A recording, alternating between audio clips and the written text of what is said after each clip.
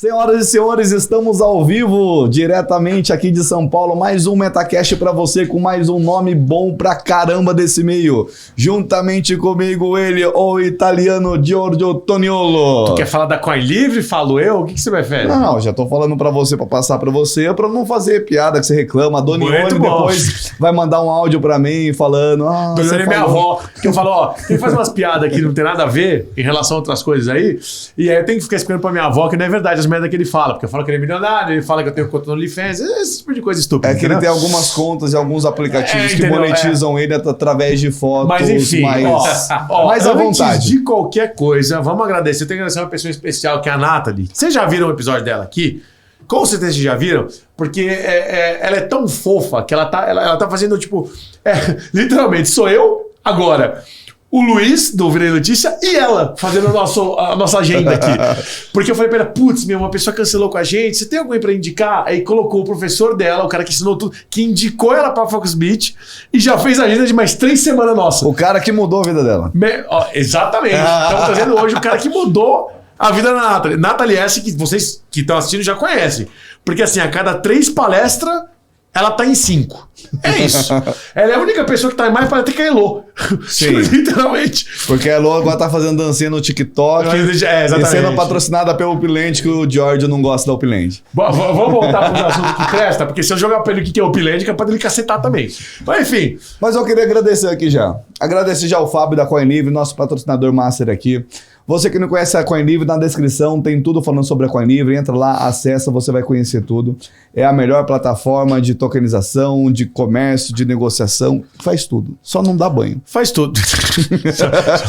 e vai estar disponível para vocês a partir da metade do mês de janeiro, final do mês de janeiro. Vai estar tudo bonitinho para vocês. E o time da Coin Livre só tem AAA, só tem os melhores nomes do mercado. O time tá cada vez maior. Só nome bom, hein? É fácil para você falar que você é o dono, né? Não sou nada. É tudo mentira que esse cara fala, nada é verdade. Mas vamos falar com o convidado? Vamos parar de graça? Vamos falar com o convidado? Ué? Hoje a gente vai falar com ele, Jeff Prestes, mas gosta de ser chamado de Jeff. Ele é profissional de tecnologia desde 2016, ele mexe com isso, cara, desde 2016. Quando o Bitcoin era baratinho e você nem pensava nisso, ele já mexia com isso. Ele é professor, olha só. Quando ele tava pré-mintando Ethereum, a gente não sabia nem que raio que era criptografia. Ele é professor de programação de smart contract para advogados, cara. Tem os advogados que a gente traz aqui, um melhor que o outro, tudo falando sobre isso. Ele é professor dos caras. Olha o nível desse cara. E, além de ser entusiasta da Ethereum, Ethereum, chama do nome que você quiser. O pessoal que ama Ethereum é Ethereum, Ethereum. O nome que você quiser falar, eu falo Ethereum. Maluco com 190 de QI e a gente tipo tijolinho. Tá ligado? É isso, nós somos aqui nesse papo hoje, é retardo. E aí, vamos que vamos? Jeff, tudo bem, Jeff? Tudo ótimo, e vocês? Cara, vamos começar não. Se apresenta, me fala de onde raio começou tua carreira nesse mercado, porque deixa eu entender como é que uma pessoa normal vira não normal. E em que momento isso acontece? Tá. Então, bom... O que eu perdi? O que eu tava fazendo? Eu trabalho com tecnologia já há muitos anos, mais de 20 anos. E daí eu estava nos Estados Unidos, quando eu trabalhava na PayPal, americana. E muita gente na época falava de Bitcoin e tal. Quando a PayPal ia citar Bitcoin, a gente não dava muita atenção.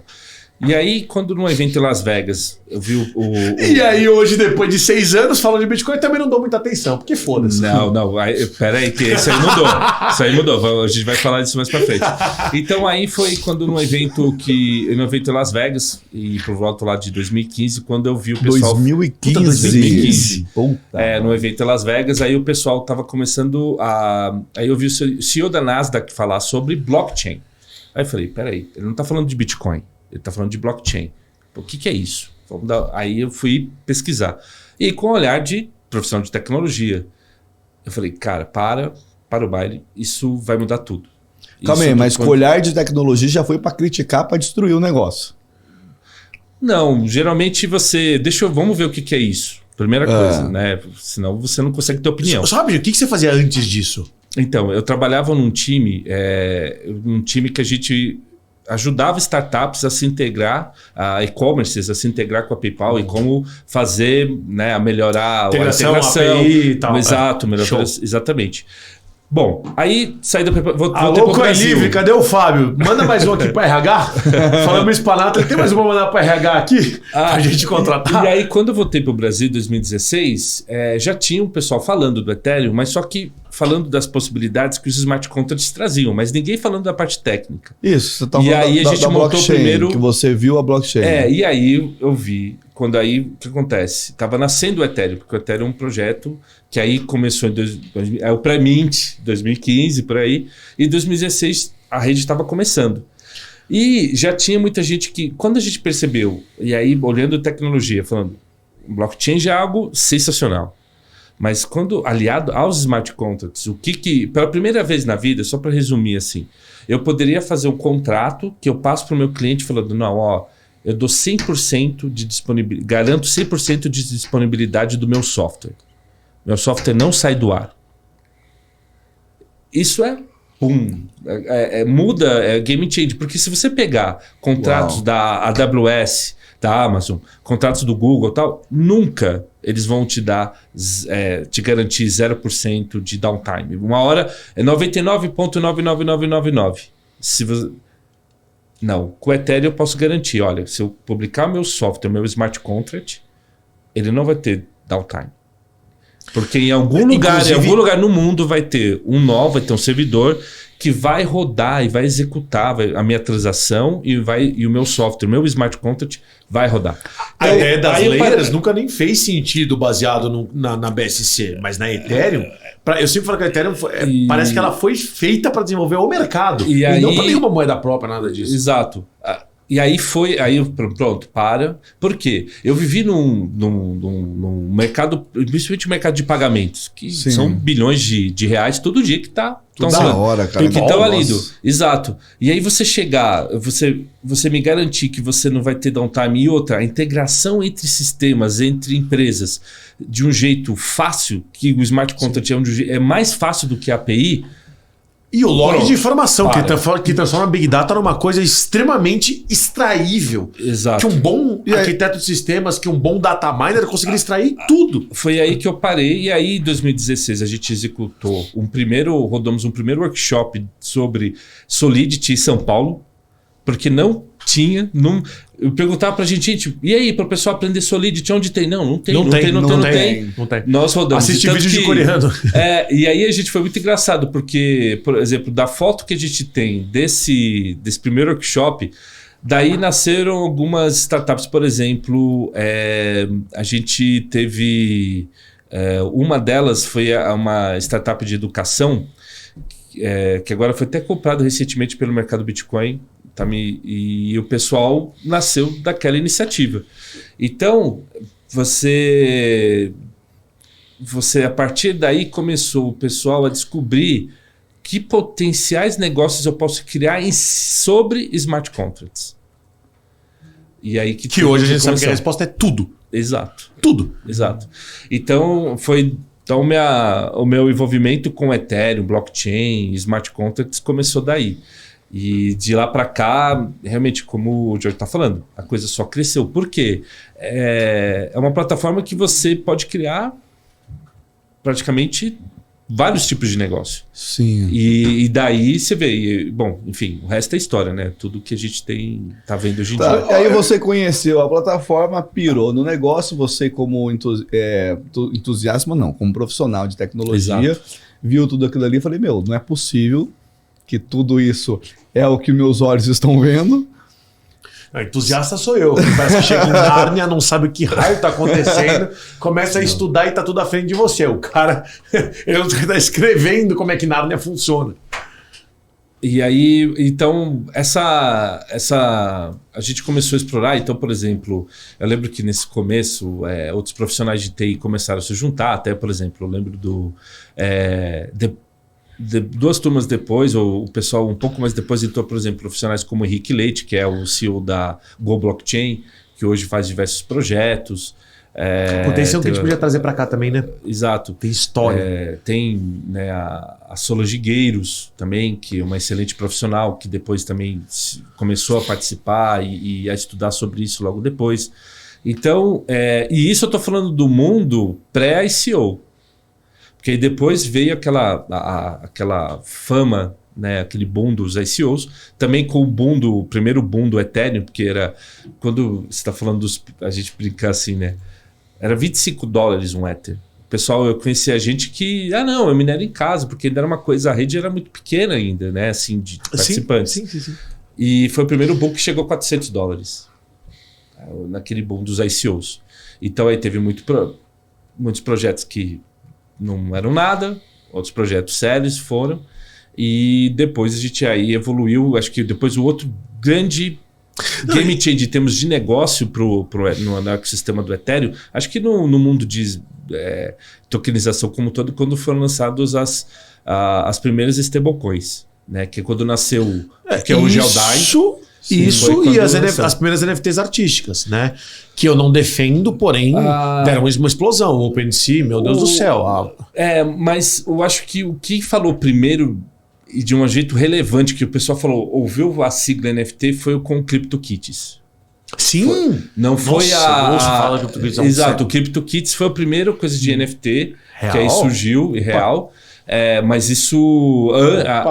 Até existia a OpenSeeds também, é um projeto antigo, mas não tinham relevância, ninguém falava deles. Sim. Eles vieram, a relevância deles vieram depois. Mas tudo que possibilitou muito desse desenvolvimento de negócio foi com o nascimento das stablecoins. Acho que quando você pôde... legal, você não tinha mais se preocupar com a flutuação do preço do Ether, isso ajudou muito. E o gas fee, e entre tantas outras coisas. Né? A questão do... Basicamente, você pode operar no mercado agora sem se preocupar com flutuação momentânea ou de curto prazo. Mas aquilo sempre que eu falava, né, em 2019, eu lembro, eu estava no mercado Bitcoin naquela época, e aí as pessoas, não, impossível, não sei o quê. Gente, isso é como tudo no mercado. É uma flutuação.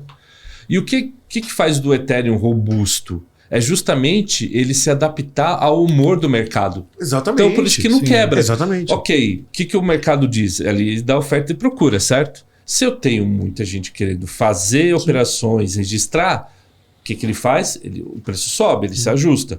Quando essa demanda cai, ele cai. Eu sempre falo, o Bitcoin é pró-moeda. O Ethereum é pró-mercado. O Ethereum se adapta. Sim, uma boa definição. Fiz vídeo sobre isso. Ele é pró-mercado. Quem ama livre mercado, mas assim, livre mercado mesmo... Liberal, libertário. Realmente... Mises and Rand, Friedman, assim, você tem que estudar e fazer parte do Ethereum, porque não é uma casa da mãe Joana, uma coisa não é um foge, tem suas regras e tudo, mas a gente vê que você tem a total livre iniciativa lá. Fato. Entendeu? Você pode. Agora, e se der errado o que você criou, seja uma layer a mais, seja um projeto dentro da layer atual, vai dar errado por causa de mercado. Ou você fez bosta, ou o público não aceitou bem. Não por questões tecnológicas, não por limitações. Já falo com um monte de advogado aqui que você tem limitações governamentais, limitações de mercado que são inerentes ao mercado ou ao governo do país que você está, mas na Ethereum não. Se der errado, vai dar errado porque você fez alguma coisa errada ou porque o público não aceitou. Porque, honestamente, a liberdade para criar você tinha. Sim. E eu trago o desafio. É o brainstorming tecnológico. Você pode fazer o que você bem entender. Se você for um bom programador ou tiver bons programadores, você faz o que você bem entender. O desafio foi que eu trazia para os meus alunos advogados olha, o que aí hoje a gente chama de DeFi, né? Mas o que o Ethereum trouxe foi um desafio que, assim, você não tem mais a barreira das fronteiras nacionais. Sim, em termos de negócio é um diferencial absurdo. Você não tem. E se a gente estuda a teoria, né, o Estado como a gente conhece hoje, os Estados nacionais hoje, é um princípio básico você ter as fronteiras. E aí você é obrigado a seguir as leis, porque só para você estar naquele lugar. Você não adere. Você é obrigado. Então a gente está vendo hoje acho que quando todo mundo viu, está vendo a Copa do Catar. Sim. Então, legal, eu posso algumas coisas que aqui no Brasil eu poderia nos Estados Unidos, no Catar? Não, você não pode. Mas por quê? Só pelo fato de você estar lá. Você não aderiu, você não concorda com aquela regra. Você quer até protestar, mas lá você tem que obedecer, porque a regra é lá. Só que quando a gente está falando num ambiente em blockchains públicas e principalmente quando se fala no Ethereum, você adere às regras. Então, isso que é interessante no smart contract. Por exemplo, eu vou fazer um negócio contigo, nós vamos fazer aqui a gente tem uma série de empresas. Sim. A gente tem uma cadeia onde a gente faz negócio juntos. O smart contract, ele vai disciplinar a nossa relação de negócio. Que pode, como qualquer contrato, por isso que o nome é smart. É um software, mas no fundo ele age ali como um contrato. Sim. E você adere, você não é obrigado. Essa também é outra coisa do ponto de vista sociológico que é bárbaro com o Ethereum. Sim. Você faz negócios ou você adere a regras de negócio por adesão e não por obrigação. Entendi. Então, falando de liberdade, você leva isso para uma liberdade econômica para outro patamar. Né? Então, acho que isso também é outro fator que disruptivo. É outra coisa que me fez fazer parte desse ecossistema. Poxa, que legal, as pessoas vão poder fazer transações, a gente vai poder fazer compra e venda, a gente vai poder fazer investimento sobre bases aonde eu li o smart contract ou eu contratei um especialista que vai ler esse smart contract junto comigo, que vai fazer o papel que igual advogado, né? Não é normal, a gente no mercado, eu contrato o advogado para advocare, ele vai fazer um serviço para os meus interesses. Então eu posso contratar também profissional de tecnologia que vai avaliar um smart contract e falar, não, realmente esse smart contract faz isso, ele opera desse jeito, e aí eu vou analisar o meu negócio, falar, faz sentido eu investir? Faz sentido eu comprar? E etc. Pode fazer. Vitor, porque eu quero entrar em alguns temas aqui, inclusive falar um pouco sobre Polygon, que eu já falei algumas vezes, mas antes disso eu queria dar uma de Vitor aqui. Se você puder explicar, porque assim, a gente tem isso, né? O canal é novo, então a gente tenta pegar os primeiros especialistas de cada área para explicar para as pessoas que são aqui como entusiastas, como curiosos, o básico sobre algumas áreas. Você consegue explicar para a gente, basicamente, antes de a gente falar de Polygon, antes de falar de várias outras coisas, o que são as layers, né? Qual que é a diferença entre os primeiros smart contracts, as primeiras redes e as vezes que a gente vê hoje disponíveis, né? Porque elas foram criadas. Você consegue dar uma explicada geral em termos leigos, vamos dizer assim? Para a gente poder começar a falar sobre esse assunto aqui? Perfeito. Bom, você tem o primeiro blockchain, que é o do Bitcoin.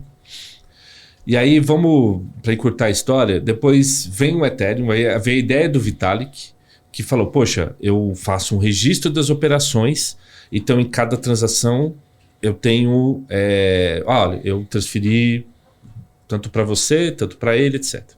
Por que a gente não pega esse espaço onde eu registro a informação e coloco aí software? Eu posso colocar software aí no coisa. E aí eu tenho, de um lado, no software que registra as informações, eu posso colocar um interpretador desse código fonte. Essa foi a sacada do Vitalik. E que todo mundo sabe que no evento que ele foi, acho que foi um evento na Flórida de Bitcoin, o pessoal, muita gente deu risada dele, falou, você é louco, moleque, não sei o quê, tal.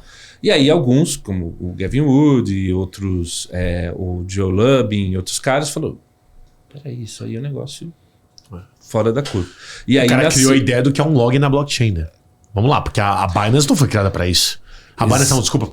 O Bitcoin não foi criado para isso. Não, exato, esse é o ponto. E ele falou, olha, gente, vamos fazer um hard fork, vamos fazer uma atualização no Bitcoin para permitir isso. Sim. Mas foi rechaçado. E aí o pessoal foi. Então aí nasceu o Ethereum. Legal. Perfeito. Então, e a rede começou a funcionar. O que acontece? A lei da oferta e da procura. A rede ficou popular, muita gente querendo usar, a rede ficou cara. Ela não quebrou, não parou, ela só ficou cara. Então aí outras pessoas começaram a pensar, poxa, por que eu não pego a mesma tecnologia do Ethereum, dos softwares que rodam por baixo do Ethereum, que são todos open source? Perfeito. Eu utilizo isso, eu crio redes, e aí, por exemplo, teve uma sacada do pessoal da Polygon, que eu achei bárbara, não para eu ser uma concorrente, mas eu ser uma outra camada aonde algumas transações eu processo aqui nessa outra rede que ela é estruturalmente uma cópia do Ethereum, Sub-rede. e depois eu posso fazer o que a gente chama algumas pontes, que em alguns que pode fazer sentido ou não eu poder levar, digamos assim, levar um token de uma rede para outra, etc. Bridge. Exato, mas ponte, né? Vamos falar, já que a gente está traduzindo para o traduzindo, né? Que Se são você as botar pontes. ponte no Google, tu não acha porra nenhuma. Tu vai achar a ponte aqui no Morumbi. Se você botar bridge, você vai ter já lá os softwares. Mas enfim, e aí foi aí que nasceram essas redes. E aí por quê? Começaram a existir redes que queriam competir com o Ethereum. Então sempre tem uma piada, e aí isso é piada do que eu falei. Bom, o que vai ser? O que é o próximo Ethereum Killer, né? O que é o próximo matador do Ethereum? Aí veio várias, né? Mas quem que tá hoje e com relevância? São aquelas que trabalharam ao redor do Ethereum, né? E aí então que nasceram as famosas, como se diz, né? As redes de segunda camada, ou Layer 2, se você for procurar no Google. Né? E eu acho que aí você hoje tinha a famosa XDAX, que agora é a Gnosis Chain. Você tem a Polygon. Acho que essas são a Arbitrum. Essas são algumas. Nossa, a primeira que você falou, eu nunca nem ouvi falar. Qual é o nome? Tem uma que se chamava XDAI, que agora se chama Gnosis Chain. Que é uma rede que, por exemplo, é uma rede de Layer 2 grande, também bem estável, e que eu acho que hoje ela... Que ninguém conhece no Brasil? Não, tem gente que usa. Jura? O pessoal usa mesmo? Sim, usa. Eu achei que a maior aqui no Brasil fosse a Polygon, de Layer 2. Não vou dizer que... Não tô dizendo que ela é maior. Eu tô dizendo que tem gente que usa e conhece. Eu... Nesse meio aí, você tá falando bastante coisa. Eu tô com uma dúvida. Tá explicando tudo sobre Ethereum e tudo mais, usabilidade. Todo mundo apaixonado pelo Ethereum, tudo que ela pode fazer, sobre camadas e tudo mais. E aí vem... o pessoal tá dando problema, vamos lançar Ethereum 2.0, vamos fazer o demerge, vamos fazer isso. Como que você ficou nessa época? Uhum. E a gente até costuma brincar aqui, eles conseguiram trocar o motor com um carro em movimento, sem dar problema nenhum, o carro continuou suave. Eu sou entusiasta. Foi exatamente isso. E como é que você tava nesse período? Você tava enfiando um porrete na cabeça das pessoas, tipo, fica quieto aí, deixa acontecer, cara. Como é que era o negócio?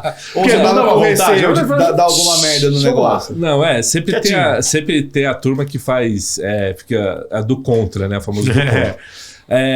Eu acho que aí, de novo, vamos voltar para o ponto de vista de TI corporativa, tá? De empresas de tecnologias, empresas tecnologias sérias. O que você tem? Você vai fazer uma migração tecnológica, você tem que ser bem planejada e depois bem executada. Tá? Isso não sou eu. Sim, padrão. Qualquer empresa que você vai ter, que está faturando aí acima de 500 milhões de reais... Você tem que ter essa preocupação. Sim. O seu CEO, o seu CTO tem que ter essa preocupação. Desculpa, e aí o Ethereum... Você está faturando mais de R$1 milhão, já tem essa preocupação. Sim. Quando você vai trocar um mini software teu, você tem que fazer qualquer tipo de migração de base de dados. Já é uma preocupação. Exato, mas nesse nível, acho que mais... Por que eu estou falando dessa questão da parte corporativa? Porque muita gente achou que vai fazer essas migrações ou via o Ethereum ou o blockchain como... coisinha de mirim, entendeu? A transação de app de 1.1.15 para 1.1.16, mas não é, né? Só que o pessoal lidou com essa migração do Proof of Work para o Proof of Stake de uma maneira muito madura, de uma maneira como uma TI corporativa ia lidar com essa migração. Por isso levou tempo, por isso teve muita discussão. E aí o que eu achei mais interessante da mensagem da CEO da Fundação Ethereum, quando ela fala, o nosso desafio aqui foi a fundação ter um papel cada vez menor e deixar que os especialistas e eu fomentar a comunidade para a comunidade gerar a solução e isso, de uma certa forma, em alguns aspectos de consenso.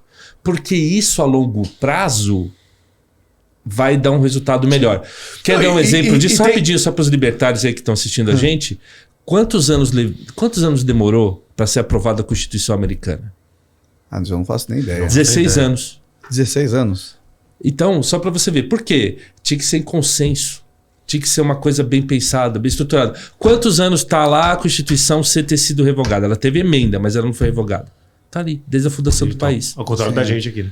Então, isso que muita gente não entende. Por isso que muitos traders não entendiam. Era o pessoal pressionava, fazia piada. Só que você quer uma coisa de longo prazo, que vai dar segurança para negócios. Sim. Ou você quer uma coisinha que vai ali, uma Dogecoin some, aparece, legal, acabou. Já tem acabou. mais 2 atualizações planejadas de outras proofs totalmente diferentes e tá tudo bem. E ainda de quebra, você que é gamer, compra agora a placa de vídeo a preço de banana. E tá tudo ótimo. A atualização ela foi construída com a participação da comunidade. Então você tem o apoio, isso muda totalmente o jogo quando a gente fala. Olha aí. Gente, Dex. você tá comprando uma 3070, uma RTX 3070, tava 20 mil reais. Agora tá 5. Tá lindo, maravilhoso. Tu quer jogar Minecraft? Não, Tu vai jogar Minecraft em 200 FPS. Eles estão virando uma down.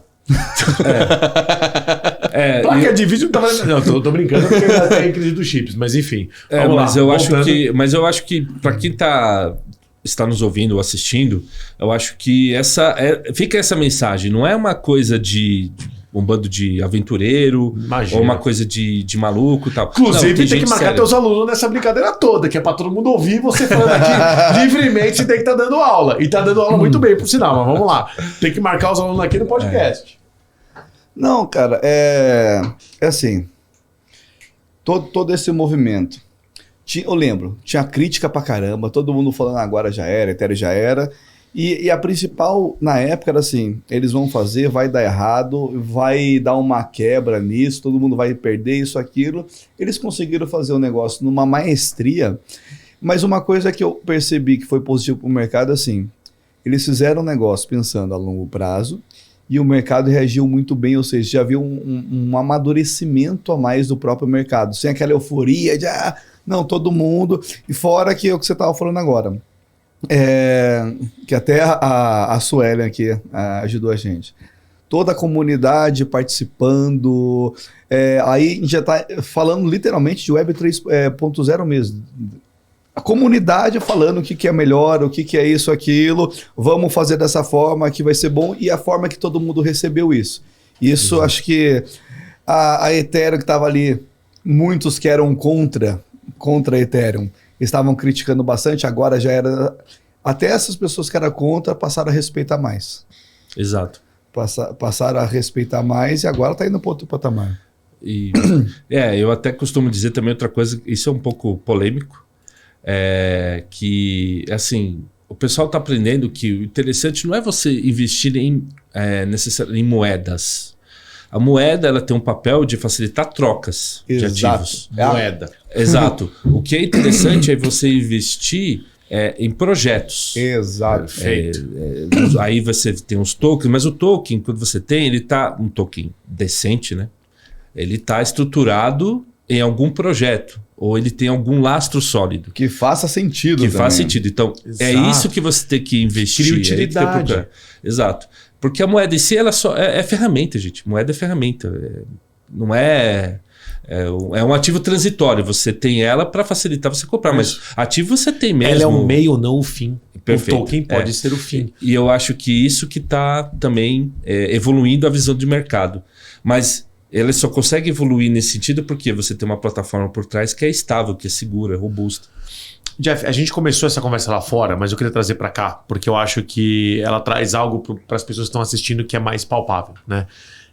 O pessoal que já me viu falando várias vezes sobre a Polygon, eu dou sempre isso como exemplo por ser barata, rápida, útil, e é por isso que eu, entre outras coisas, indiquei que a gente usasse a Polygon dentro da CoinLivre, nosso patrocinador aqui.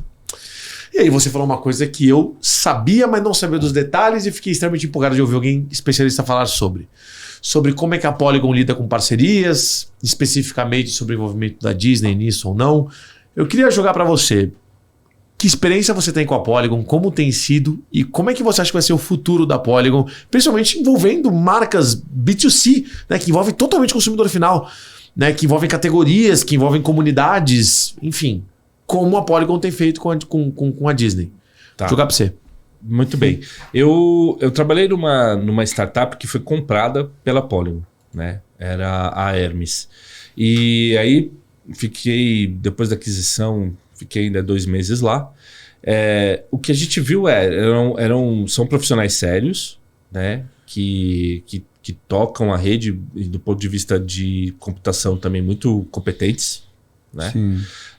E aí eles tiveram uma decisão que eu acho que do ponto de vista de mercado foi muito acertada.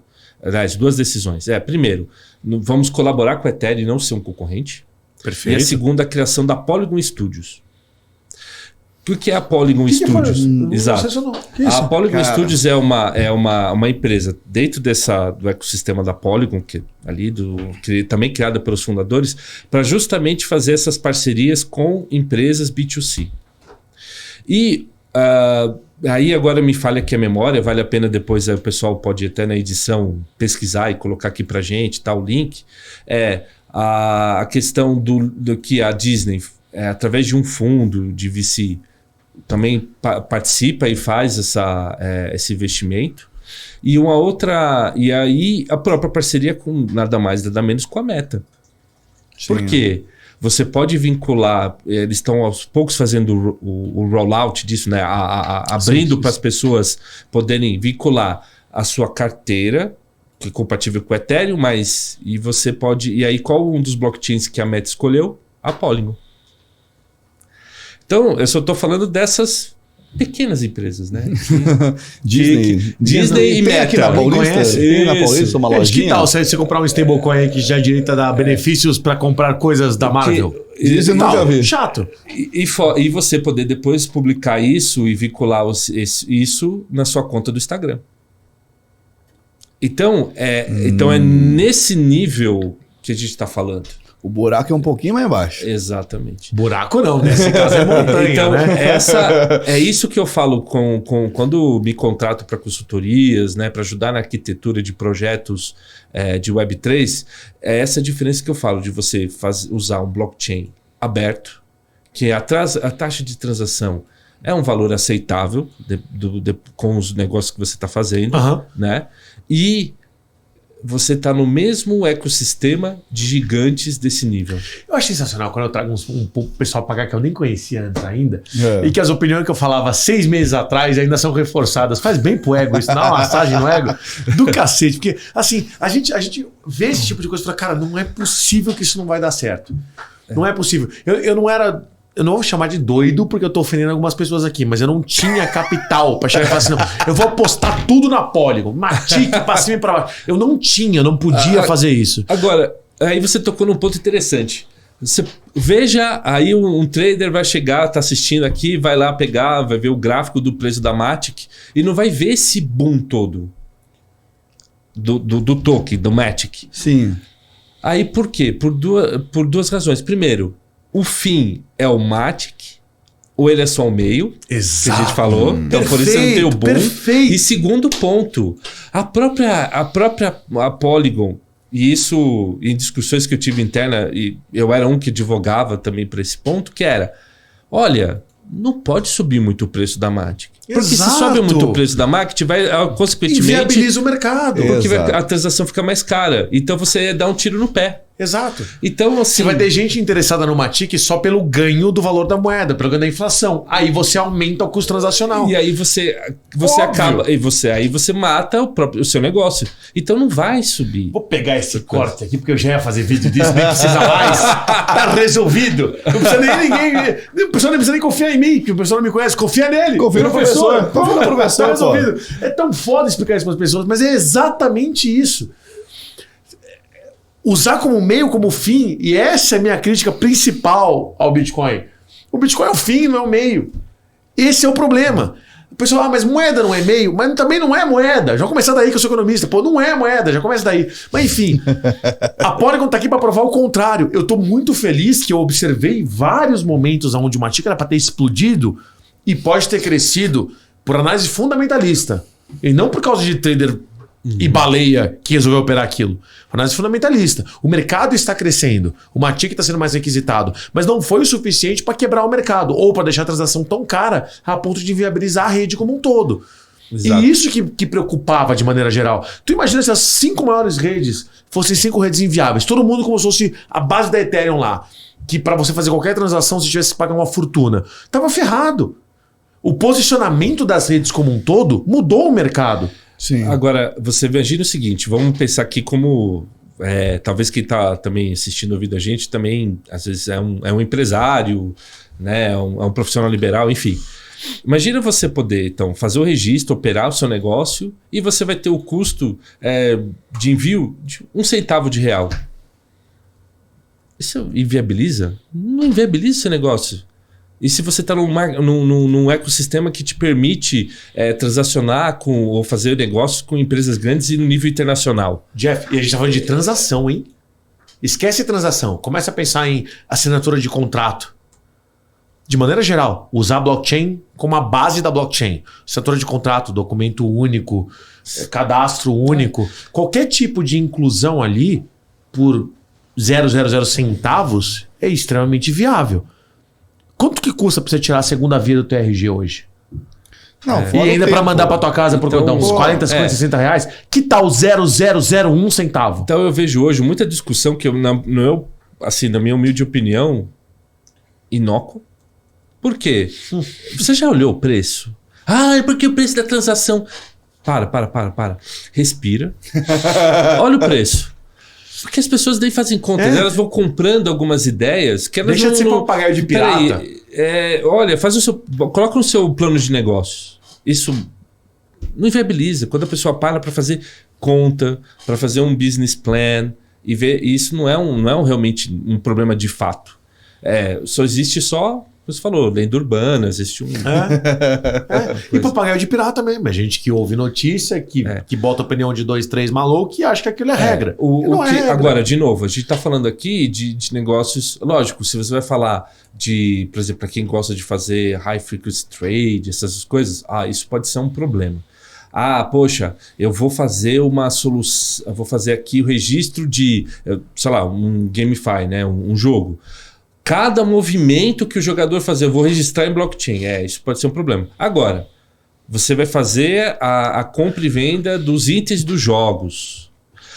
Você vai, a cada rodada, você vai fazer um registro de qual foi a pontuação, o total de XP do jogador, vai fazer em blockchain. Atualização do perfil Perfeito. na blockchain. Isso não quebra o jogo. De jeito entendeu? Então, acho que, de novo, as pessoas. Acho que um pouco. Até eu tava brincando com o Jorge que eu vi com essa camisa aqui um pouco de propósito. Eu ia te perguntar. Eu quebrei o dress code, porque eu eu tô me sentindo até um pouco mal aqui, você que tá assistindo, né? Quando eu cheguei, eu olhei eles aqui, poxa, tudo bem alinhados aqui, os paletós, acho que eu talvez quebrei o dress code. Mas eu queria. Porque essa mensagem eu acho que é muito interessante, né? Disso, de você não confie. Veja a verdade, né? Toma a decisão, não porque A e B falou, etc. Não porque o Elon Musk falou, nada contra o Elon Musk, mas porque você tem transparência na operação. E você viu aquilo se encaixa e se encaixa no modelo de negócio que você quer. Porque vamos usar a liberdade que a blockchain, que o Ethereum, né, e o ecossistema traz pra gente em termos de negócio. Perfeito. Acho que isso é um ponto. Vai jogar pra mim? Porque aí eu vou começar a jogar. Não, pode ir, porque eu tô tentando absorver algumas coisas aqui, imaginando do mercado tradicional o que dá para se aplicar nisso daqui, a cabeça começa a ir longe algumas coisas aqui, principalmente nessa, que estava falando, a parte de não ter fronteira. Aí você consegue, com a própria com a própria Ethereum, nos contratos que ele faz. Uma coisa é a legislação brasileira, outra coisa é a legislação sul-africana, venezuelana, mas você fazer as adaptações pontuais naquele negócio. E aí, para alguns negócios aqui que caem do céu aí, já estão mais ou menos maquinando algumas coisas. Eu posso dar um exemplo? Sim, claro. Acho que isso aqui... Vira recorte, é bom pra caramba.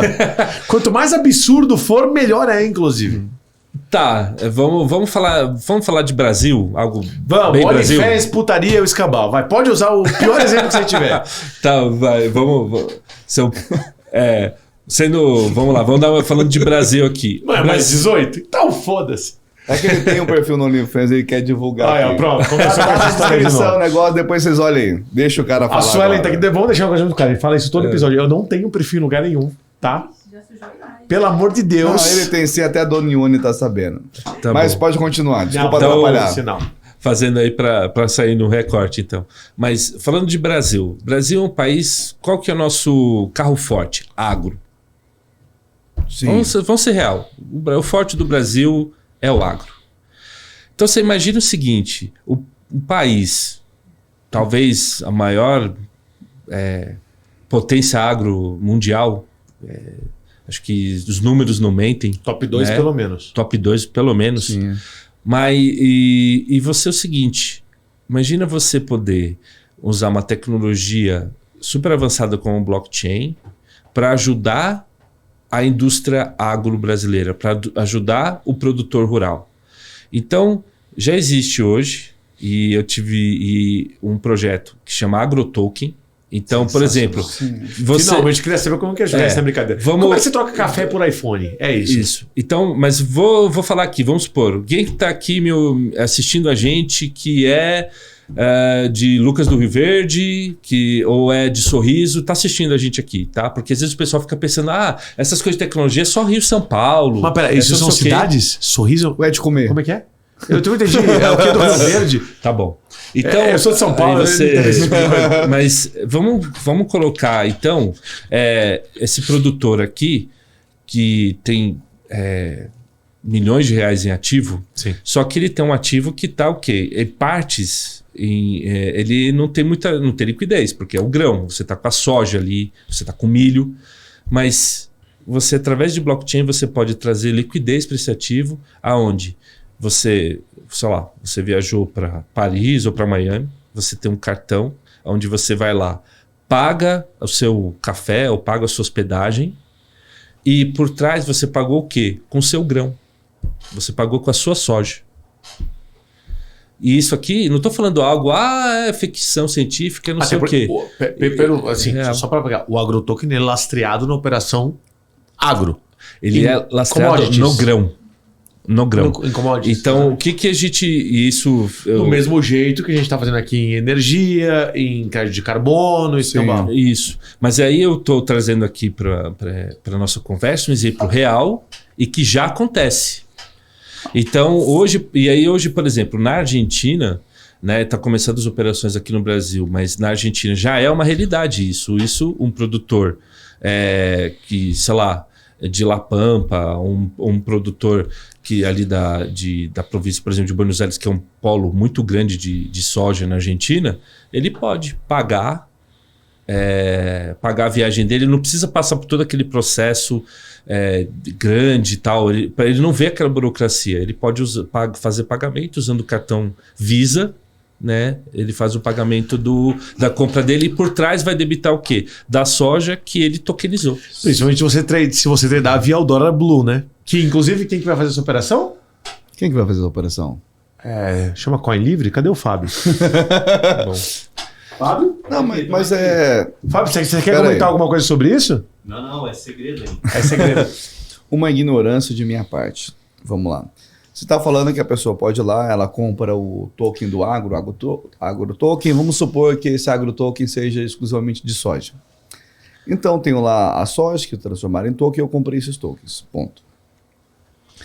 E aí, tem um cartão disso e eu pago isso. E aí, o cartão é um cartão Visa ou Mastercard que automaticamente já faz a conversão ou não? Então, como funciona? Aí até... aliás, você pode pegar empréstimo, tá?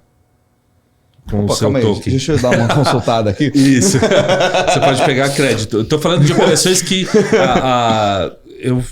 isso começou na Argentina, tá? E agora tá vindo para o Brasil as operações. Então, esse empréstimo é através do Santander Argentina. Tá? A gente está falando de uma operação B2C com lastro em commodity, certo? Exato. Então, mas isso não tem no Brasil ainda, certo? Tá trazendo para cá. Tá, porque eu não conheço uma operação que faz isso ainda aqui. Exato. No Brasil é muito inédito. legal. Isso é inédito. Isso principalmente pro Brasil. Então, vamos falar assim, para quem está assistindo a gente entender como é que funciona a operação. Eu tenho um produtor, ele fez a colheita, ele levou em armazéns que são parceiros da AgroToken. Quando o caminhão da entrada, então vamos supor, chegou um caminhão lá com 25 toneladas de soja, existem aí, não é um token AgroToken, né? O AgroToken é a empresa, existem vários tipos diferentes de token. Para soja, para milho, para trigo. Sim. Né? Aqui no Brasil também tem-se o projeto de se criar o token para etanol. Tá? Então, aí a gente tem... Só uma pergunta rápida. A ideia aqui, pelo que eu estou entendendo então, é você usar a commodity como lastro a partir do momento que na operação ela é reconhecida em um certo momento, certo? Então, você tem uma empresa que reconhece a entrada daquela commodity e a partir desse momento fica seguro você operar uma moeda que tem aquilo como lastro. Exato. É então, isso? é o papel dele de ser token. Porque quando você tem um soja, é o mesmo que você tem uma tonelada de soja no armazém na Argentina. Sim. Tem lá, é como se fosse aqui, vamos supor, no mercado brasileiro, se fosse com a Magi, eu tivesse no depósito da Magi 1 tonelada de soja, se fosse o soybean, né? Falando de soja aqui. Muito bem. Soja é dinheiro. Sim. Correto? Desde que então, tenha comprador, eu consiga fazer a operação. Então, aí você falou um bom ponto. E você não tem comprador para soja e milho? É um dos ativos hoje mais líquidos do mundo. Então, aí o que acontece? Quando o produtor vai fazer faz a compra dele lá, vai no POS, pega o cartãozinho dele, aproxima, o que acontece? Ele vai passar pela rede de processadora para que vai fazer a captura, vamos supor, uma Cielo da vida, vai lá, vai para a Visa roteia, a gente tem um parceiro chamado Pomelo, que faz está conectado à rede da Visa, que emitiu o cartão, faz esse controle, e ela chega para a AgroToken e fala, olha, eu tenho uma transação aqui de $10. Você autoriza? A gente checa na carteira daquele cliente que a gente emitiu, quanto que ele tem de soja, faz a conta, ele tem saldo. Aprova e ao mesmo tempo a gente vai para o armazém, olha, no final do dia liquida tantos de soja tanto de soja, Esse é o vende, margem. E com isso vai pagar o lojista lá na outra ponta, que depois aí por isso que existe o Visa e Mais, que eles fazem essa rede. Eu vou pagar na outra ponta. Então, ou seja, todo esse processo que acontece em poucos segundos, né? Super simples. Para o produtor, você viu, ele vai basicamente só chegar, levar no armazém, recebe os tokens de volta, assina. O produtor está liquidando a operação dele. Não importa de quantas maneiras, ele está liquidando a operação. Exatamente. Até se tiver sobra, você pode imaginar. Eu estou tentando entender isso daí, porque assim, vamos lá. E aí o empréstimo, só para rapidinho, para falar do empréstimo. O que ele faz? Ele transfere esse token provisoriamente para uma carteira do Santander. O Santander faz a custódia desse token, é a garantia do empréstimo. Acontece o empréstimo normal, é o lastro. E depois, quitou o empréstimo, eu devolvo os tokens para a carteira do produtor. O produtor deu default, sei lá, ele deu calote, não tem problema. Eu tenho o token de garantia, executo, como, de novo, soja, tem liquidez, vendo, recebo, pronto. Operação financeira. Eu estou tentando entender aqui, vamos lá. Eu tenho uma conta aqui, exemplo, fala um banco aí. Itaú. Patrocina nós. Tem uma conta no Itaú. Aliás, eles estão com uma digital assets forte aqui, viu? Fortíssima. Depositei uns R$100 lá e eu tenho meu cartão de débito. Perfeito. E aí eles me mandam um cartão de crédito com um limite de R$100 também. Beleza. Eu vou chegar numa padaria, seja o que for, eu vou pagar no débito, ele está debitando da minha conta. Uhum.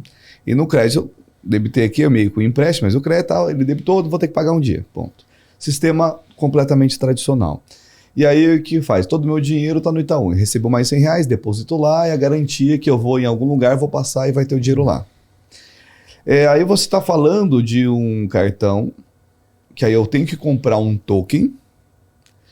Aí desse token vai ter lá a garantia, eu tenho lá R$100 agora em token, e eu vou comprar na mesma padaria que eu vou passar, e vai debitar esses R$100, é isso?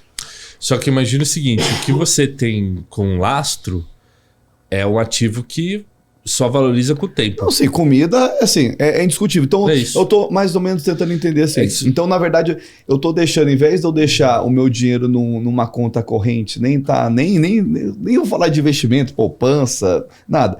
Tá lá parado na minha conta corrente. Ativo circulante, simples. Aí eu comprar em token, que vou ter os meus R$100, mas aqui eu tenho a chance dele ter uma valorização maior do que no lugar que está parado aqui. Seria isso a diferença para estar utilizando? Exato, porque se no Brasil a gente, infelizmente, a gente não tem um problema cambial no nível do problema argentino. Sim. Né? Que lá é uma loucura. Tá. Então, agora por enquanto, começa a fazer mais sentido. Por enquanto. Então, qual que é o problema? Soja representa dólar. Sim. E aí eu me protejo com a variação cambial. Eu espero que aqui no Brasil a gente use os tokens assim por outros motivos. Uhum. Que a gente use para outros motivos. Mas, de uma certa forma, como surgiu a ideia da AgroToken? Foi quando eu cheguei para o Ariel, que é meu sócio e fundou, a gente fez essa concepção, foi, olha o preço da soja. Eu tenho primos que são pequenos produtores no oeste do noroeste do Rio Grande do Sul. Eu conversando com meus primos, o preço só sobe. Se você pegar o logo do preço, lógico, não tem picos igual, sei lá, Bitcoin, Ethereum, às vezes não tem. Mas se a gente pensar no mercado tradicional e comparando com outros ativos, os ativos agrícolas só sobem. Não. E por que assim, não posso fazer esse Malthusianos abrindo champanhe nesse momento. Fora as variáveis que nós tivemos em pandemia, que aí travou tudo, e guerra também. Que aí alimento explode os valores. E aí você tem um ativo em alimento, você tem melhor que ouro. E aí você facilita, e isso que é legal, não é só para grandes produtores, aqueles que têm milhares de hectares. Não, pode fazer, aí entra a questão da liberdade econômica. Um produtor pequeno também pode fazer parte. Não precisa ser um produtor grande. E o consumidor pequeno também. Se você pode comprar uma panela com dinheiro ou com smiles, você pode usar tokens para comprar coisas no dia a dia tradicional. Basta que você tenha um intermediário, um atacadista, um varejista, um atacarejo, que opere em um ou outro token. Ou num token centralizado que troca em todos os outros. A questão é, independentemente da dificuldade, isso é outra história que tem a ver com plataforma, o ponto é você está abrindo, por isso que eu falo, eu sou liberal, é claro que eu vou apoiar. Você está abrindo mais possibilidades para o mercado. É isso. E se vai ser bom ou não. E de uma certa forma, com total transparência. Por quê? Eu não preciso abrir o detalhe da transação, que foi aquela pessoa que vendeu a tal posição, aquilo posso colocar numa carteira da AgroToken, aquilo fica anônimo. Sim. Mas ao mesmo tempo, o mercado sabe a posição total do que eu tenho por exemplo, de soja tokenizada. Uhum. Então, obviamente, eu posso ali ter ações de prevenção à lavagem de dinheiro, ações e com isso você prevenir fraudes, etc. E assim, agora pensando pelo lado assim, nem do produtor, da empresa que está comprando de todos os produtores, que assim, ela está comprando soja de todo mundo, está no galpão dela, e ela está negociando com o exterior para vender. Só que antes dela vender isso lá, ela tokenizou todo aquele ativo, e recebeu esse dinheiro antes, certo? Então ela vai entrar aqui, 100 toneladas de soja. Uhum. Eu tokenizei e acredito eu que tokenizou um ativo futuro, que vai entrar daqui a 15 dias 100 toneladas aqui. Então, isso aí é uma outra categoria que o pessoal também está verificando, que é, por exemplo, operação de barter, que aí eu estou falando de soja futura. Uhum. A operação que já acontece na Argentina é de soja real. É soja já colhida, então não é uma soja futura. Vamos lá, soja já colhida. Então vamos pensar nessa soja já colhida. Os produtores juntaram todo mundo lá, tem 100 toneladas lá. Perfeito. Aqui, ó, eu sou o dono desse lugar aí. Tem o meu galpão, chegou todo mundo aqui, tem 100 toneladas aqui. E aí, obviamente, vamos supor, vou vender para o Brasil. O Brasil está querendo comprar minha soja. E aí, as 100 toneladas vai dar tantos de reais. Eu posso fazer negociação ali. Mas eu tokenizo aqui. Qual que é a minha vantagem de tokenizar aqui e não vender direto lá? Então, são propósitos diferentes. Por quê? A ideia da AgroToken, principalmente ali na Argentina e aqui, começando já a fazer estudos com relação ao barter, você dá liquidez para coisas que são ilíquidas, que não tem tanta liquidez, né? Porque você, por exemplo... Imagina se não tivesse AgroToken, para esse mesmo produtor pagar a viagem dele né, com cartão de crédito. Ele teria que pegar, fazer ir lá aqui no Brasil, falando de Brasil, né, na cooperativa, provavelmente, lá fazer a venda, já ter depositado lá os grãos, depois chegar na cooperativa, definir o preço, vender, demora, dependendo, 2, 3 dias para cair o dinheiro na conta, para ele ter dinheiro para poder pagar as viagens. E ele tem pagar que os impostos e as operações que ele está fazendo nesse meio tempo. Não, isso, na verdade, vai ter debitado os impostos, etc. Né, principalmente dentro lá na Argentina, se paga tudo que tem que se pagar. Não é nada... Você não é tem igual ao Brasil. Não, você não tem nenhum benefício do ponto de vista fiscal, nenhuma ilegalidade. O que você vai ter é o seguinte, facilidade, é rapidez. Esse é o ponto. Então agora, se eu tenho eu vou vender para porque o que vai acontecer? Essa cooperativa ou esse armazém que está guardando os grãos que dão lastro os tokens da AgroToken, ele que vai fazer a venda para um trader, vamos falar de, sei lá, uma Bunge, sei lá, Cargill, etc., eles vão fazer essa operação com esses traders que depois provavelmente vai embarcar essa soja.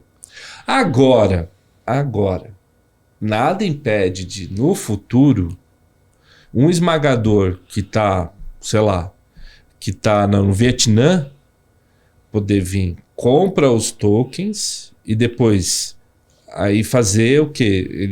O token é a soja e aí depois ele faz o desembaraço aduaneiro e embarca essa soja. Sim. No futuro, vai exercer possível, o token dele. Vai exercer o token dele. Teoricamente, ele tem um token, uma garantia que é a comida. Exatamente. Então, você pode exercer pelo ganho financeiro de curto prazo, você pode vender pelo ganho financeiro de curto prazo ou você pode exercer. Depende do seu interesse. O que hoje não existe, e aí que a coisa crescendo tendo mais liquidez, ou seja, mais produtores fazendo parte, você vai o quê? Você vai trazer aquela liquidez e você começa a ter um mercado próprio, aí começa a se perguntar, por que eu tenho que ficar olhando para Chicago? Sim. Entendeu? Então, a ambição da AgroToken é chegar e ser uma DEX do mercado agro para competir com quem? Ou competir não, ou talvez ser uma outra opção frente a Chicago. Porque, de novo, a gente não tem barreira, certo? Com o Ethereum e com o blockchain.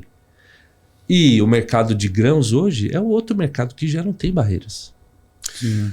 Então, é nesse nível que a gente está levando, isso que eu acho que para quem está assistindo a gente, perceber que isso aqui eu estou falando de um recorte, né? A gente está brincando do começo. Um recorte para um mercado. A gente está falando para o mercado agro. Mas vários outros mercados. Sim.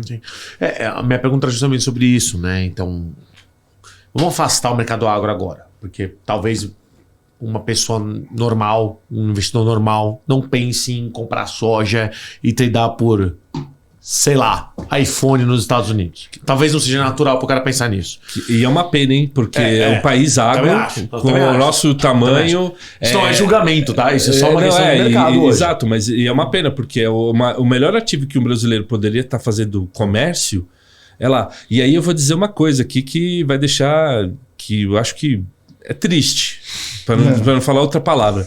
Mas a Bolsa de Rosário, na Argentina, é a segunda maior bolsa agro do mundo. Em termos de organização de compra, de mercantilização de produtos agro, de commodities agro, os argentinos dão um baile na gente. Um baile. Então, só fica aqui um registro para a gente ver o quanto que estamos para trás. É a segunda do mundo da Argentina. Não fazia nem ideia. Rosário é a segunda. A pergunta que eu ia te fazer é o seguinte: se a gente parar de falar um pouco de commodity e começar a usar a mesma lógica para o mercado, não vou chamar tradicional, mas o mercado que a gente mais usa hoje, bens de consumo de maneira geral, vamos mais específico, bens de consumo de tecnologia. Um celular, uma lente de iPhone para poder tirar uma coisa melhor. Vamos lá. Vamos para o nosso mercado hoje, porque a gente atua hoje. O que você vê de possibilidade? Eu tenho a minha opinião sobre fan tokens e tokens de maneira geral que você poderia trocar em qualquer lugar do mundo, seja por benefício, por desconto, token fidelidade, tipo Smiles da vida. Enfim, Eu já falei sobre isso aqui no canal. Eu quero saber do teu lado. Quão perto você acha que esse mercado tá de funcionar? Tipo, Smiles virar Web3? Ou operações mais simples, como a que eu falei agora. Você tem um token cashback que você pode usar como desconto na compra de um produto aqui ou ali, fora do Brasil ou aqui dentro do Brasil. Mercado final, consumidor. O que você acha sobre isso? Troquem os CIOs ou CTOs dessas empresas e você tem isso. A tecnologia está aí. CTO de infra já não serve para muita coisa, né? Mas eu acho que hoje é mais a limitação dos heads de tecnologia dessas empresas do que uma barreira regulatória, uma barreira tecnológica. Não, o que eu acho interessante é que assim, o cashback ele já é um mecanismo financeiro que faz muito sentido. Na prática, ele é um desconto, ele é um percentual que pode ser revertido em outros produtos que não representam aquele valor. Se você tem 2% de cashback, o custo para a empresa não é 2%, é menos do que isso, porque ela está te dando coisas que ela não gastou esses 2%, e bem menos do que isso. Na verdade, dentro das empresas, aí eu falo com quem teve experiência de ter trabalhado e vivido o e-commerce, tá? E aí tudo. Cashback, gente, é dinheiro de marketing. É verba de marketing. A empresa exatamente. pegou... a gente tem aqui esse rebate. ano tantos milhões para investir em marketing. Sim. É uma estratégia. Exato. Então, você não está inventando P&G, dinheiro. Unilever tem isso como política. Só que antes essa verba ficava no intermediário ou no vendedor. Agora ele pode ir para o consumidor final. Mas é exatamente isso. É um abate, é um rebatimento. Então, ou seja, você não está inventando dinheiro, você não está criando dinheiro, você não está fazendo nenhuma ilegalidade, que até algumas pessoas tinham medo e faz sentido você ter aquele remédio. Cashback é pirâmide? Não, cashback é desconto. Porque na verdade... Modelo financeiro, cashback é desconto. Então, se sai da verba do marketing, eu não quero saber, mas é desconto. Mas lógico, de novo, aí a preocupação do regulador, e aí eu também concordo, porque um agente, uma pessoa do mercado que opera honestamente vai usar o quê? Ele vai pegar esse dinheiro de marketing, ele vai deixar ali uma conta da própria empresa lá e ele vai lançar os tokens que as pessoas vão poder usar. Em algum momento, esse dinheiro, esse token, ele representa aquele dinheiro, tem que ser conversível. Ou seja, vamos imaginar o seguinte, eu vou ter aqui uma rede para os meus parceiros que eu vou trocar por bola de futebol depois de você comprar, sei lá, barbeador tal. Né? Você tem que exato. realizar isso, liquidar. Exatamente, você tem que liquidar. Então, ou depois... vender, igual é o Smiles. Mas no final, eu tenho que entregar algo de volta. Seja daqui a 1 ano, seja daqui a 5 anos, ou seja daqui a um dia. Eu tenho que ter esse lastro. O que era a preocupação do regulador, e por isso que estavam se colocando naquele projeto de lei de regulação de criptomoedas, era o quê? Era formas de prevenir que as pessoas não inventassem esse cashback sem ter a verba de marketing já garantida. Sim. Entendeu? Ou o lastro em produto ou benefício. Exato, sem o lastro, vamos resumir. Por quê? Porque, lógico, sempre tem, ao lado das pessoas honestas, sempre tem os espertalhões. Porque aí seria fácil um espertalhão inventar que tinha um lastro e começar a imprimir. Então, esse é o... Agora, para quem atua dentro do que é honesto, só vê benefício porque fica muito mais fácil. Imagina, eu posso ter na minha carteira Ethereum, né, ali, aí pode ser aí que é compatível com várias redes blockchain. Eu posso ter num lugar só todos os meus pontos, que hoje é uma loucura. Eu tenho, eu tenho um cashback aqui, eu tenho um cashback colar, eu tenho o da ali, o Celso Cambal. E que é terrível. Ou seja, eu não tenho liquidez. Se eu trago isso pro mundo blockchain, eu posso ter aquilo que você falou, eu posso revender, que foi o que até aconteceu com as milhas aéreas.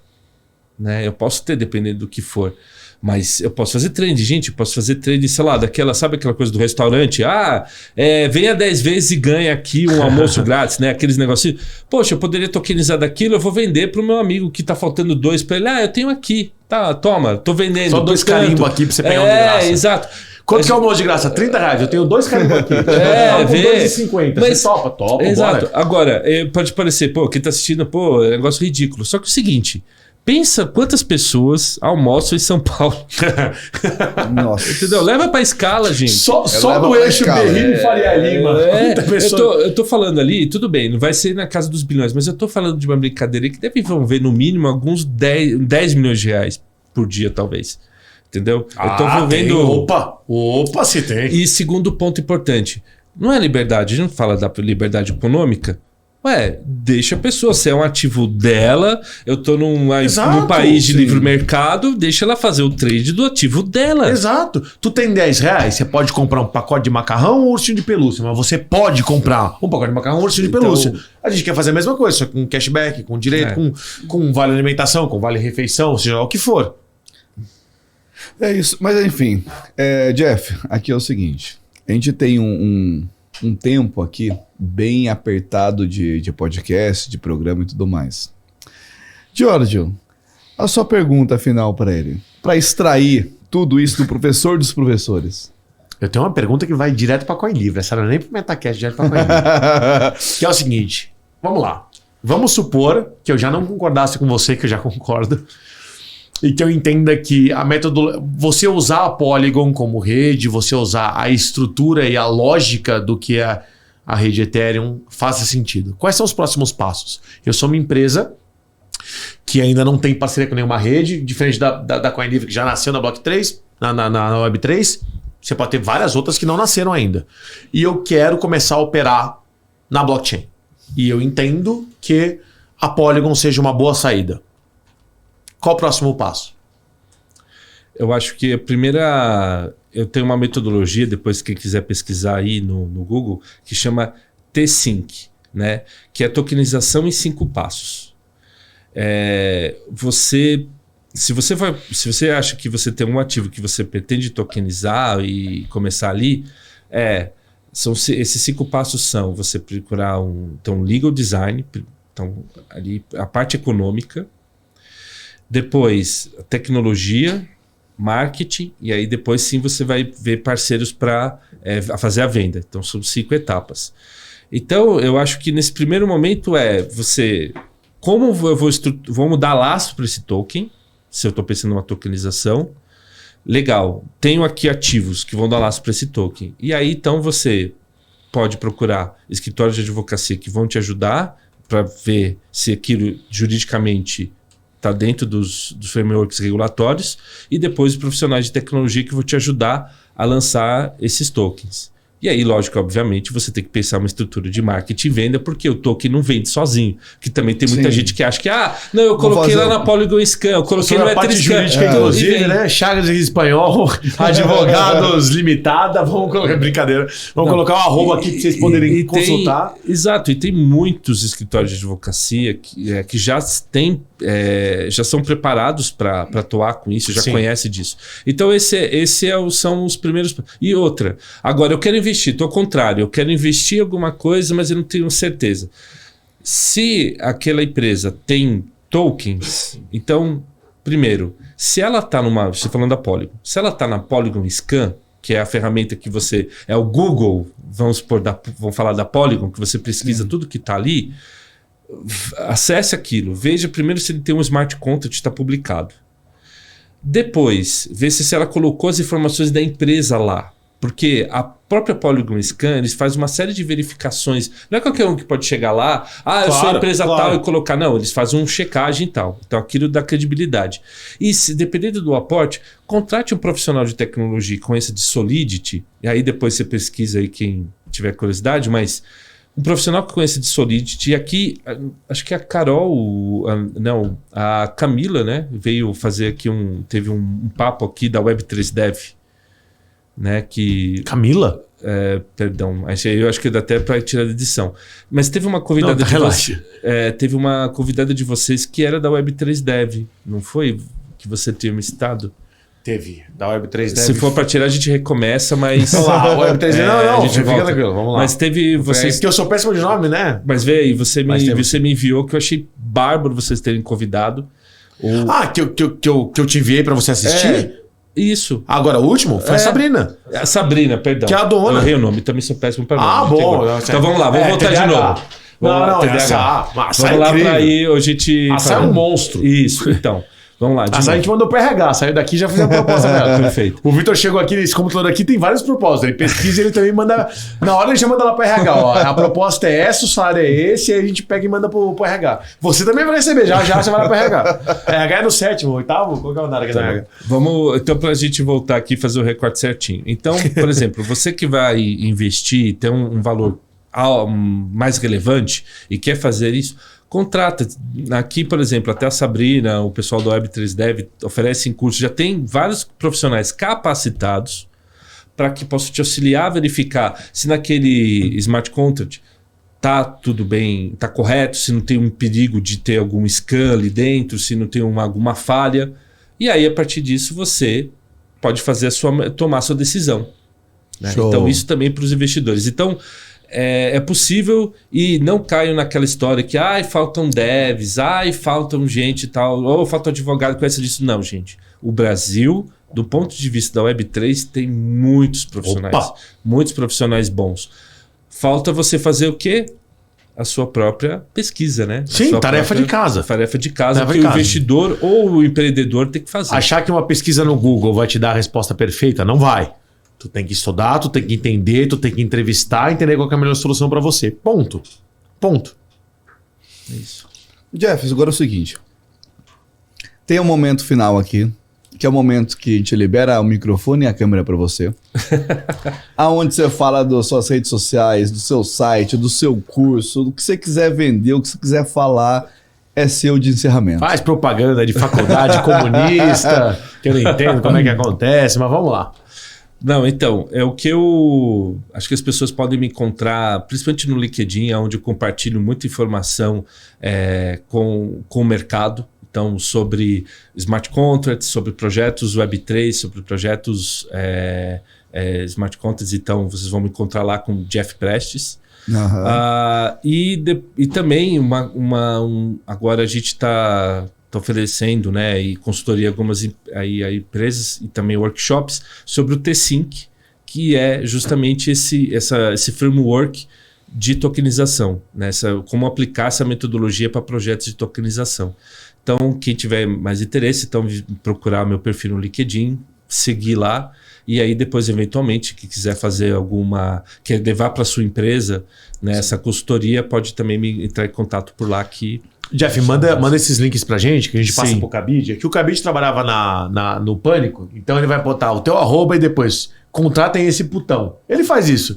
Mas tirando esse ponto, manda pra gente que a gente coloca, vai estar sempre aqui na descrição, todo mundo que a gente fala aqui, os nossos parceiros, o pessoal que ajuda a gente, nossos entrevistados, sempre vem aqui embaixo, clica, segue. Você nunca sabe quando você vai precisar e você vai esquecer o nome depois. Então é melhor seguir agora e acompanhar o conteúdo.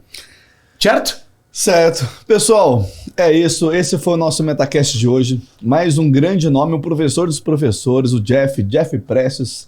Entra lá no LinkedIn, os links estão aí na descrição. Acompanha ele, vale a pena. Se os nomes que já vieram aqui são bons, ele é professor dos nomes que vieram aqui, viu? Então presta bem atenção, vale bastante a pena. Queria agradecer vocês, agradecer a CoinLivre, nosso patrocinador aqui. O link também está na descrição. E não esquecer de pedir para você curtir, compartilhar, se inscrever. Marca os amigos. Mandar para todo mundo, marca todo mundo. Entra no Discord. Entra no Discord. Agora o Discord já tá no Discord, tem Telegram. Eu nem queria fazer Telegram, mas o pessoal do Tech resolveu fazer Telegram. TikTok. Tu tá sabendo que a gente posta uns negócios aleatórios, dá 1.200 visualizações? Eu nem sabia. O cara do Tech falou, você não sabe. Tá dando 1.200 visualizações no TikTok. Tá no TikTok. Isso? É isso. Que coisa. É isso. E esse foi mais um programa de hoje, pessoal. Esse é o nosso Metacast. Até a próxima. Até mais. Tchau, tchau.